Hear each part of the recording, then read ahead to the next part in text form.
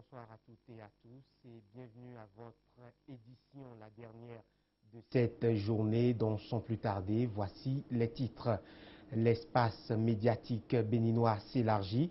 La haute autorité de l'audiovisuel et de la communication a autorisé de nouvelles chaînes de radiodiffusion et de télévision privées.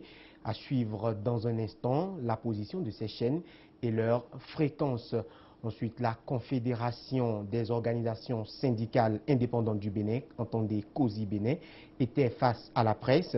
Elle a donné son point de vue sur diverses crises socio-économiques et politiques connues depuis peu au Bénin. Vous suivrez le point de cette assemblée dans cette édition. Et puis à suivre aussi les échos de la cour d'assises d'Abomey. Hier, un seul accusé a comparu. Il était à la barre, le nommé Senougan Amouzoun. À nouveau, bonsoir à toutes et à tous. Mais avant tout ceci, nous sommes en pleine période pascale. Hier, vendredi, c'était jour saint pour les fidèles de l'Église catholique. Il marque le dernier chemin de croix avant la fête de Pâques prévue pour demain, dimanche. Les chrétiens de la paroisse Saint-François d'Assise de Boycon ont observé le chemin de croix. Les images sont commentées par Epiphane Diossa.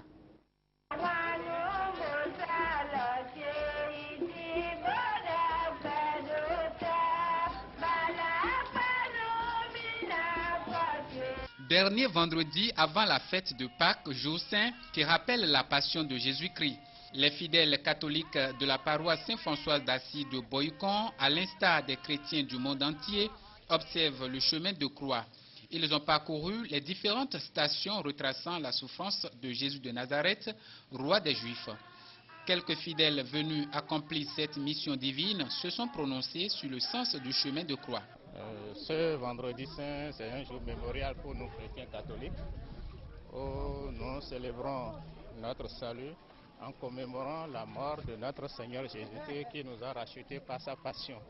Donc tout chrétien, je pense que ce jour qui nous conduit irréversiblement vers notre rédemption est aussi le terme des 40 jours de carême que nous avons consenti afin de pouvoir communier avec notre Sauveur Jésus-Christ qui nous a donné la vie.